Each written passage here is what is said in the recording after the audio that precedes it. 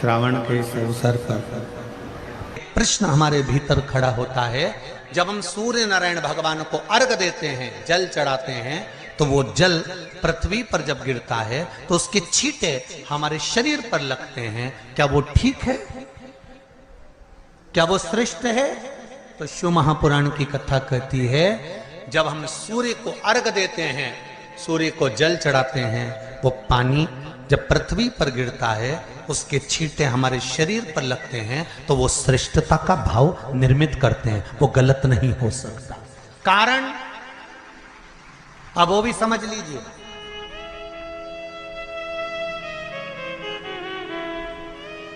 अब सूर्य नारायण भगवान को आप जल चढ़ा रहे हो तो छींटे नहीं लगे, उसके लिए क्या स्टूल पे चढ़ के चढ़ाओगे कि कुर्सी पे चढ़ के चढ़ाओगे? अरे बोलो तो सही। अब कई लोगों के दिमाग में यह बात भरा गई कि हम भगवान को जल चढ़ाते हैं, वो हमारे शरीर में छींटे लगते हैं, जमीन पे से पानी गिरता है, वो हमारे शरीर को छींटे लगते हैं, भगवान को अच्छा नहीं लगता होगा। कौन ने कहा? पहले तो उसको पकड़ के ला।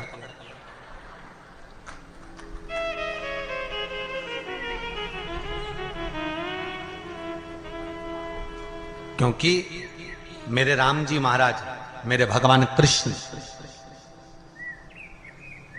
बड़े बड़े संत, साधु, सन्यासी, तपस्वी, साधक, उपासक जितने भी हुए, जिन्होंने सूर्य की आराधना करी, इन्होंने टेबल पे चढ़कर या कुर्सी पे चढ़कर जल नहीं चढ़ाया। इन्होंने पृथ्वी पर खड़े होकर ही, क्योंकि पृथ्वी तत्व के देव हैं शिव।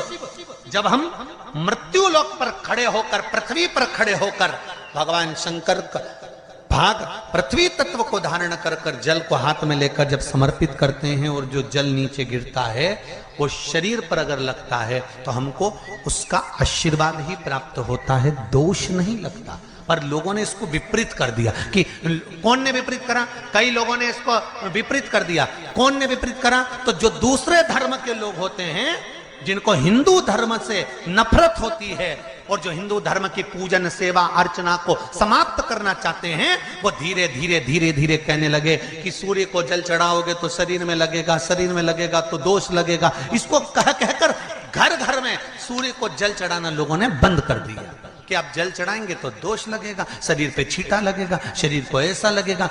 ये दोष नहीं है। कितनी सुंदर बात है महाराज। सूर्य नारायण भगवान को जब जल चढ़ाया जाता है, हाथ सिर से 8 इंच की दूरी पर होना चाहिए। जम के बोलिए, सिर से कितना ऊंचा होना चाहिए? 8 इंच ऊपर अपना हाथ होना चाहिए मस्तक से सूर्य को जल चढ़ाते समय। और ना चांदी का, ना स्टील का, ना लोहे का, ना प्लास्टिक का, ना कांच का, ना सोने का कोई बर्तन, ना कांसे का, ना एल्युमिनियम का, ना पीतल का, केवल एक पात्र होना चाहिए, वो है तांबे का। काय का पात्र होना चाहिए? तांबे का पात्र। और सूर्य नारायण भगवान को जब 8 इंच ऊपर तुम्हारा हस्त है, और जब हम सूर्य को जल चढ़ा रहे हैं, कैसे जल चढ़ाना है वो भी समझ लीजिए। अगर कोई कैंसर का मरीज है, जिसके चेस्ट में कैंसर आ गया हो, लेफ्ट में, राइट में कहीं पर कैंसर आ गया हो, या कोई गठान आ गई हो, तो महाराज आप जल चढ़ाते समय उस जल की धार को सूर्य भगवान को जब चढ़ा रहे हो, तो धार आपकी गठान की ओर जाना चाहिए, जिससे सूर्य की किरण उस जल में से आपके उस स्थान पर पड़े, उस जगह पर पड़े जहां पर गठान है। महाराज आप लगातार जल तो चढ़ाना चालू करो, अच्छे अच्छे डॉक्टर फेल हो जाएंगे और कह देंगे गठन ठीक हो गई। आपका लीवर और किडनी गड़बड़ कर रहा है, आप प्रतिदिन, आपका स्वास्थ्य गड़बड़ रहता है, आप प्रतिदिन ये ज्योतिष शास्त्र के अंतर्गत, रत्न शास्त्र के अंतर्गत, ये रत्न शास्त्र, ज्योतिष शास्त्र, रंग शास्त्र जो हमारे यहाँ है, रंगों के हिसाब से ये जितने रत्न होते हैं, माणिक हुआ, मोती हुआ, नीलम हुआ, मूंगा हुआ, पुखराज हुआ, ये क्यों कहते हैं ये पीला है, ये सफेद है, ये नीला है, ये लाल है, इसको शरीर में क्यों पहनाते हैं? उसका कारण होता है कि जब शरीर में पहनते हैं सूर्य की किरण उसमें पड़ती है, हमारे शरीर पर वो कलर का इफेक्ट पड़ता है, उस कलर को शरीर पर लगता है, और शरीर पर लगता है तो हमारा शरीर धीरे धीरे, हमारी जो इंद्रियां हैं वो सही होने लगती हैं, काम सही होने लगता है। तो आप श्रावण महीने की 10वीं तिथि को महादेव को अगर एक शमी का पत्ता 10वीं के दिन समर्पित कर दिया जाता है तो जिंदगी में कभी बेभव और धन की कमी नहीं आती। शमी के पत्ते को चाहे 21 हो, 11 हो, 51 हो, श्रावण महीने की 10वीं तिथि को उसको शहद में डुबोकर शंकर भगवान के शिवलिंग पर उसको श्रृंगार करो। केवल चढ़ाना नहीं है, जब शहद में डूब जाएगा तो वो चिपक जाएगा। शिव का श्रृंगार करो। क्या होगा इससे? तो लिंग पुराण कहती है, नर्मदा पुराण कहती है, शंकर का जब हम शमी के पत्ते को शहद में डुबोकर श्रृंगार करते हैं, शंकर कहते हैं इसने मेरा श्रावण महीने में श्रृंगार करा है, तो क्यों ना मैं भी इसका धन का श्रृंगार कर इसको कर से मुक्त कर दूं, तब कर जा चुका। ये केवल श्रावण के महीने में किया जाता है, इसके सिवा कहीं कोई महीने में नहीं कर सकते आप। और नहीं तो बाद में कहोगे कि हमको हर महीने, तो उस महीने में कर, केवल श्रावण की 10वीं, चाहे उजाले की कर लो चाहे अंधेरी की कर लो, एक ही बार करना। ध्यान से सुनिए, रोज आप अगर शमी के पत्ते को नहीं चढ़ा सकते, महीने में एक बार या 2 बार शमी का पत्ता शंकर के ऊपर अवश्य समर्पित करना चाहिए। क्यों? शरीर में अगर कोई बड़ी बीमारी आने वाली होती है तो बाबा उस विष को समाप्त कर देते हैं, मात्र शमी का पत्ता समर्पित कर देते हैं। भले महीने में 2 बार चढ़ाओ, हफ्ते में 1 बार चढ़ाओ, तुम्हारा मन पड़े तो हफ्ते में 2 बार चढ़ाओ। ज्यादा बीमारी है, शमी का पत्ता एक शिवजी के शिवलिंग पर, और एक पत्ता जहां से पानी बहकर नीचे गिरता है ना, जलाधारी में से शिवजी पे जल चढ़ाया। जैसे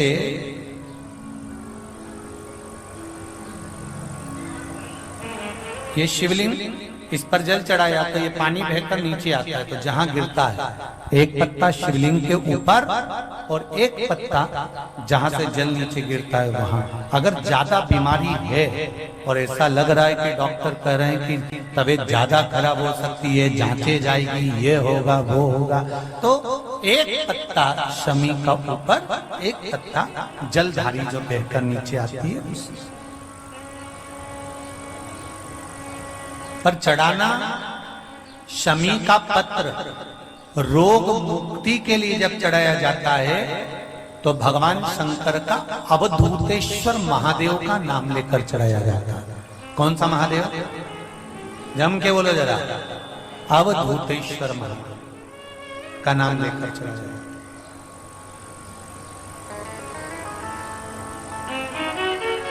एक बात आपको कही थी अभी पिछले कथाओं में, गाय के दूध का घी बनाकर उसकी एक उंगली घी की अशोक सुंदरी वाली जगह पर लगाकर, जो व्यापार नहीं चलता हो, दुकान नहीं चलती हो, अशोक सुंदरी वाली जगह पर घृत लगाकर घर के दरवाजे पर या व्यापार के द्वार पर उस उंगली को लगा देना चाहिए। घृत पर होना गाय के घी का, गौमाता। यदि भगवान गणेश जी की पूजन और भगवान शंकर की पूजन दोनों जब शमी पत्र से करी जाती है तो शरीर में कैसा भी रोग भरा पड़ा हो, डॉक्टर ने कह दिया कि यह बहुत बेकार रोग है और ये रोग इसका पीछा नहीं छोड़ेगा, यदि आपको डॉक्टर ने कह दिया कि ऐसा है, डॉक्टर की दवाइयाँ लो, जांच कराओ, डॉक्टर को दिखाओ, रिपोर्ट लाओ, और साथ में 7 स्थान बताए हैं जहां पर शमी पत्र को अगर चढ़ाते रहे चढ़ाते रहे चढ़ाते रहे तो वो रोग कितना भी बड़ा हो आखिरी में वो रोग समाप्त हो ही जाता है। 7 स्थान बता शमी पत्र। अब शमी पत्र के 7 स्थान तो बताएं, पर शमी पत्र की इतनी महत्वता क्यों है, मंदार की इतनी महत्वता क्यों है, गणेश जी की पूजन में, शिव जी की पूजन में इतनी महत्वता क्यों है? 7 स्थान पर शमी पत्र का वर्णन किया गया। 7 स्थान शिव महापुराण के वो 7 स्थान शिवलिंग के आप लोग देखेंगे, दर्शन करेंगे। ये मानकर चलिए ये जलाधारी है, ये जहां से जल बहता है वो स्थान, ये शिवलिंग है। समझ में आ रहा है सबको? ये शिवलिंग, ये जलाधारी, ये जल बहता है वो स्थान, बीच में अशोक सुंदरी का स्थान, गणेश जी कार्तिकेय जी का स्थान, माँ जगत जननी का हस्तकमल, शिवलिंग, ऊपर जलाधारी में जया, विषहरा, श्यामली बारी, दौतली। 7 स्थान बताए। पहला स्थान अशोक सुंदरी का स्थान, द्वितीय स्थान भगवान श्री गणेश जी महाराज का स्थान, जहां गणेश जी का स्थान है सीधे भाग में उस। तृतीय स्थान मां पार्वती जी का हस्तकमल। चतुर्थ स्थान भगवान शंकर का शिवलिंग। चौथा स्थान। 5वां स्थान नंदी का उठा हुआ चरण, जो नंदी का पांव उठा हुआ रहता है एक आगे वाला, 5वां स्थान। और 2 शमी पत्र भगवान शंकर के सम्मुख में से अपनी कामना कर कर 3 बार पंचाक्षर मंत्र का या श्री शिवाय नमस्तुभ्यम का स्मरण कर कर वो शमी पत्र भगवान शंकर के शिवलिंग पर फिर समर्पित कर दिया जाए। अगर ये 7 शमी पत्र समर्पित कर कर 1 बेलपत्र शिव जी को समर्पित करा जाता है तो धीरे धीरे कैसा भी बड़े से बड़ा रोग हो वो धीरे धीरे कटना प्रारंभ हो जाता है। शमी पत्र की महत्वता, पूजन में वर्णन, शमी की इतनी महत्वता क्यों है तो शिव महापुराण में यह भी वर्णन किया गया। औरव मुनि के, औरव ऋषि के कोई संतान नहीं थी।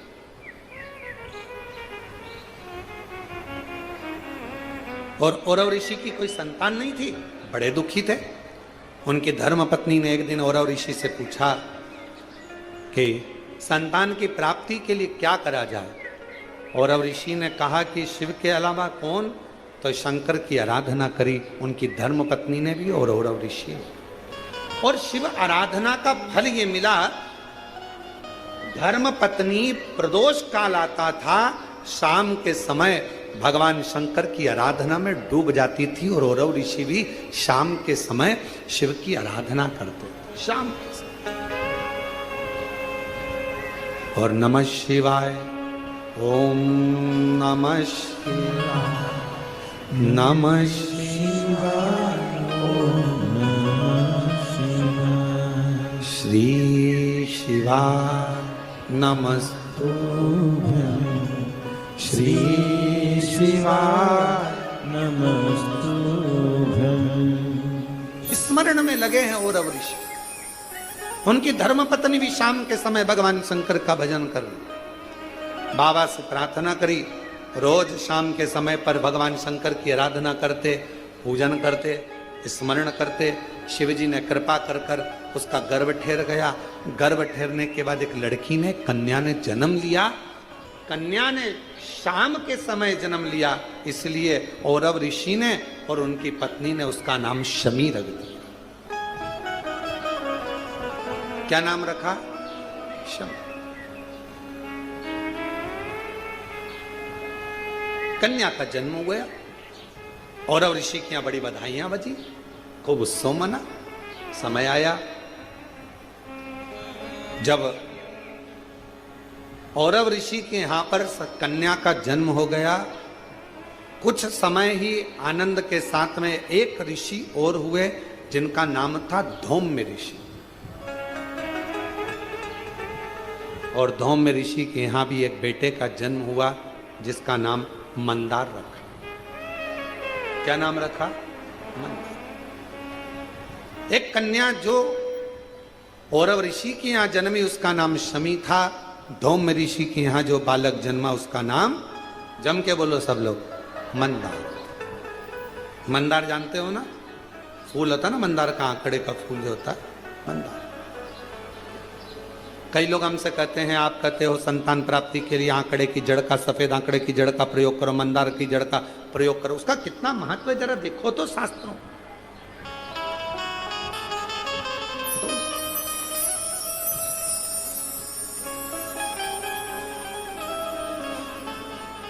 औरव ऋषि की बेटी बड़ी हुई, धौम्य ऋषि का बेटा बड़ा हुआ। दोनों बड़े हो गए, उनका विवाह दोनों ने पक्का कर दिया, औरव ऋषि और धौम्य ऋषि। शमी और मंदार की शादी हो। छोटे थे, पहले के समय में छोटी अवस्था में विवाह हो जाता था। आज के समय में तो अवस्था हो जाती है, छोटा समझ में ही नहीं आता कब विवाह करना। पहले लोगों ने विचार करा, पढ़ाओ पढ़ाओ पढ़ाओ पढ़ाओ पढ़ाओ, मना नहीं। फिर नौकरी नौकरी, धंधा पानी, नौकरी नौकरी करते करते कब 30-35 साल के हो गए, विवाह का ध्यान नहीं रहा। फिर बाद में लड़का देख रहे, लड़की देख रहे, विवाह पक्का ना हो पा रहा। फिर ना जाने कहां कहां जाकर, महाराज जी हमारी पत्रिका देखो, महाराज जी हाथ देखकर बताओ, महाराज जी कुछ बताओ, शादी हो जाए, ब्याह हो जाए, जल्दी से ब्याह हो जाए, शादी हो जाए, ऐसा कोई उपाय बताओ, कोई ऐसा काम करो। अरे भाई, जब विवाह का उम्र था, पढ़ो, मना नहीं, खूब विद्याध्ययन कराओ, मना नहीं, काम धंधे से भी लगो, मना नहीं, बिजनेस करो, नौकरी करो, सब करो, पर शादी जैसे एक उम्र होती है कि मिलिट्री में, आर्मी में इतनी उम्र के व्यक्ति को लिया जाएगा, उसके बाद लेते हैं क्या उसको? जम के तो बोलो जरा। नहीं, मिलिट्री की उम्र है, कमाने की उम्र है, माता की गोद में बैठने की उम्र है, हर चीज की उम्र है। उसी तरह विवाह की भी एक उम्र है, शादी भी समय पर करिए। आज जो इतने इतने ना जाने कितने कितने बखाड़े हो रहे हैं रोज सोशल मीडिया पर, अखबारों में रोज पढ़ने को मिलता है, ऐसा हो गया, वैसा हो गया। समय पर सब चीज अच्छी लगती है, समय का समय। इसीलिए शिव महापुराण की कथा कहती है, धन सत्ता वैभव कुर्सी पद प्रतिष्ठा मिलना, ये मिल रहा है, प्राप्त हो रहा है। धन मिला, सत्ता मिली, वैभव मिला, कुर्सी मिला, पद मिला, प्रतिष्ठा मिली, सब कुछ मिली। हो सकता है कि यह तुमको प्राप्त हो जाए, कैसे ना कैसे मिल जाए, कैसे ना कैसे तुम्हारे भाग्य में आ जाए। ये सब मिलना भाग्य की बात नहीं है। सबसे ज्यादा भाग्य की बात तब है, सबसे ज्यादा भाग्य की बात तब है जब, सबसे ज्यादा भाग्य की बात तब है जब एक अच्छा गुरु और एक अच्छी धर्म पत्नी आपकी संगनी बनकर साथ चले, तो समझ लेना कि भाग्य। एक गुरु अच्छा मिल जाए, एक धर्म पत्नी अच्छी मिल जाए। गुरु तुम्हें स्वर्ग की सीढ़ी चढ़ाने की राह बताता है और धर्म पत्नी तुम्हारे साथ रहकर घर को स्वर्ग बनाने का प्रयास करती है। धर्म पत्नी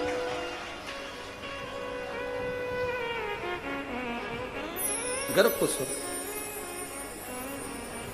शिव कथा कर रही है, भगवान शंकर का चरित्र कह रहा है, शिव महापुराण की कथा कर रही है, भगवान शंकर का चरित्र कह रहा है। शमी और मंदार का विवाह हो गया, दोनों की शादी हो गई। शादी होने के बाद मंदार को गुरु जी के घर पर विद्याध्ययन करने जाना था और उन्होंने अपनी धर्म पत्नी को अपने परिवार के कहने पर मायके में छोड़ दिया, क्योंकि छोटी थी, अभी युवान अवस्था तक वो मायके चले गए। पढ़े लिखे युवान हुए, पत्नी को लेने के लिए पहुंच गए। अपनी धर्म पत्नी को लेकर आ गए, घर में रहे। एक दिन उनके मन में आया,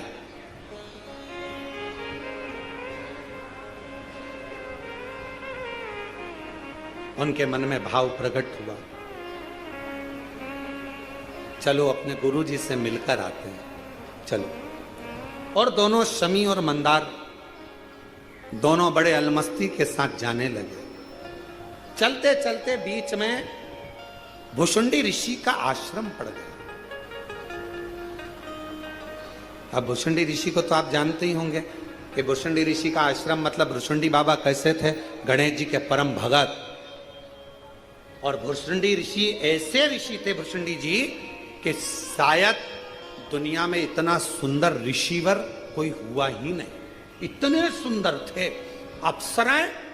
अप्सरा लोक को छोड़कर भुषुंडी बाबा का केवल दीदार करने के लिए, दर्शन करने के लिए आती थी, इतने सुंदर। एक दिन भुषुंडी ऋषि के मन में आया कि मैं सुंदर हूं तो अप्सराएं मेरी ओर देखती हैं, भगवान को नहीं देखती, उनकी आराधना नहीं करती, सब लोग मुझे देखते हैं, क्या करूं ऐसी सुंदरता का। एक दिन भुषुंडी ऋषि ने तप करा, साधना कर कर गणेश जी को प्रकट कर लिया। गणेश जी ने कहा मांगो तुम्हें क्या चाहिए। कहा बस इतनी कृपा कर दो, जैसे आपका हाथी का मुंह लगा है मेरा भी हाथी का मुख कर दीजिए। जैसे ही कहा तो गणेश जी आश्चर्य में पड़ गए कि हाथी का मुख लगाओगे लोग क्या कहेंगे, तुम इतने बड़े ऋषि हो, इतनी सुंदर तुम्हारी काया है, तुम्हारा मुख इतना सुंदर है कि देवलोक की अप्सराएं तुमको देखने के लिए आती हैं, देवता तुम पर आश्चर्य करते हैं और तुम हाथी का मुख लगाने की बात करते हो। हाथी का मुख, लोग क्या कहेंगे। भुषुंडी बाबा ने कहा कि प्रभु बस कृपा करो, तुम तो मुझे हाथी का मुख लगा दो। गणेश जी ने कहा चाहिए काय के लिए, तो कहा मेरे भजन में लोग परेशान कर, परेशान। हाथी तथास्तु। गणेश जी का मुख, सिर पर मुकुट होता था। भुषुंडी बाबा का कभी आप दर्शन करेंगे, गणेश जी का मुख लगा है, शरीर मनुष्य का है, ऋषि का, सिर पर जटा बंधी है, जटा। भुषुंडी बाबा का हाथी का मुख, सिर पे जटा।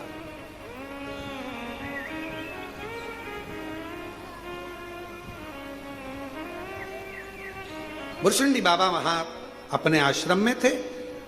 शमी और मंदार निकल कर जा रहे थे दोनों। अब नवयुवक थे, युवान थे, कई बार हंसने में आ गया। जैसे ही उन्होंने भुषुंडी बाबा का रूप देखा कि हाथी का मुख लगा है, मनुष्य का शरीर है, सिर पे जटाबंदी है, बड़े हंसने लगे और जो ठाका लगाकर हंसे, इतनी देर में भुषुंडी बाबा को क्रोध आ गया। और भुषुंडी बाबा को जैसे ही ऋषि को क्रोध आया, उन्होंने श्राप दे दिया, ए शमी, ए मंदार, तुम इतने सुंदर, इतने विद्वान, इतने ज्ञानवान होने के बाद भी एक ऋषि पर हंसे हो, मैं श्राप देता हूं, ये तुम्हारी जड़ता है, इसलिए तुम दोनों वृक्ष के रूप में हो जाओ, ये मेरा श्राप है। चरणों में पड़, क्षमा क्षमा, गलती हो गई, क्षमा कर दो। सुन सुन,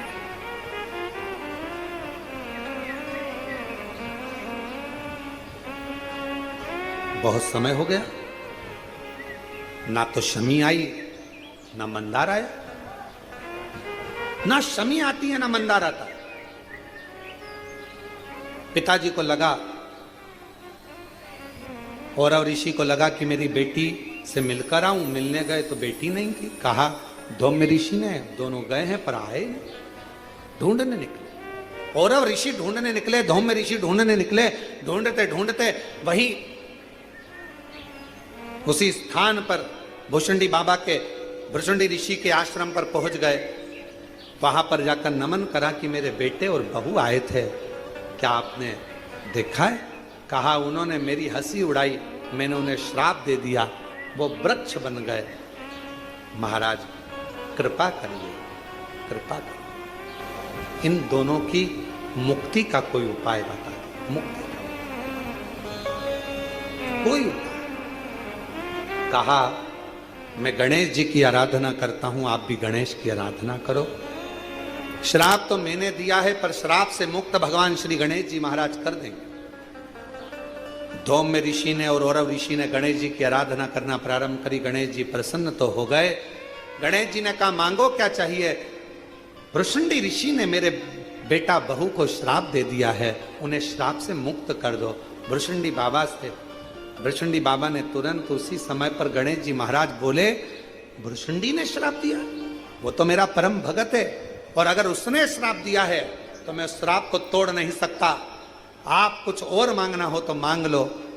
महाराज क्या मांगे, आप उन दोनों वृक्ष पर कृपा कर दो। गणेश जी महाराज ने कहा आज मैं वचन देता हूं, शिवपुत्र गणेश वर देता है।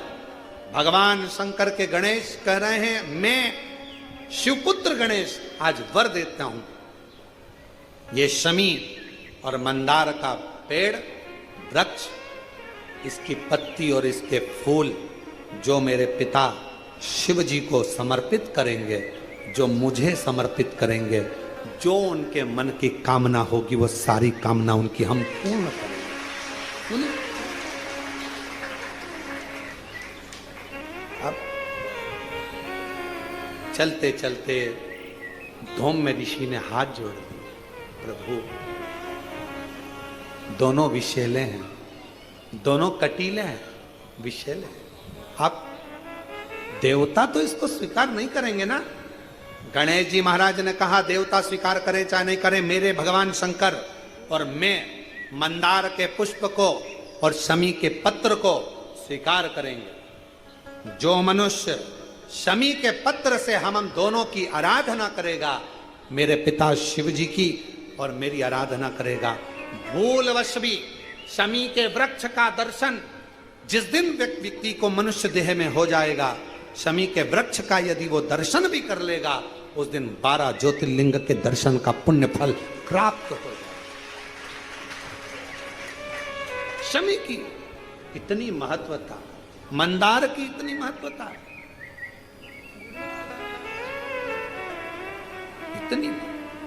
शिव महापुराण की कथा कहती है कितना भी रोगीला व्यक्ति है, कोई बड़ा रोग से ग्रसित व्यक्ति है, वो रोग मिटी नहीं रहा, उसको केवल एक काम चालू कर देना चाहिए, भगवान का पंचाक्षर मंत्र का जाप करे, डॉक्टर से जांच कराए, औषधि ले, डॉक्टर को दिखाए, दवाइयाँ ले, जांचें कराए, डॉक्टर को शिव मानकर उसकी दवाइयों का सेवन करे, साथ में शमी पत्र भगवान शंकर को चढ़ाना प्रारंभ करे। शमी पत्र यदि वो प्रतिदिन नहीं चढ़ा सकता तो सोमवार, शनिवार, कुछ अष्टमी, प्रदोष, शिवरात्रि ऐसी तिथियां हैं जिस दिन भगवान शंकर को शमी पत्र अगर चढ़ाया जाता है तो व्यक्ति के जीवन का कैसा भी रोग हो वो धीरे धीरे समाप्त होता चलेगा। शमी पत्र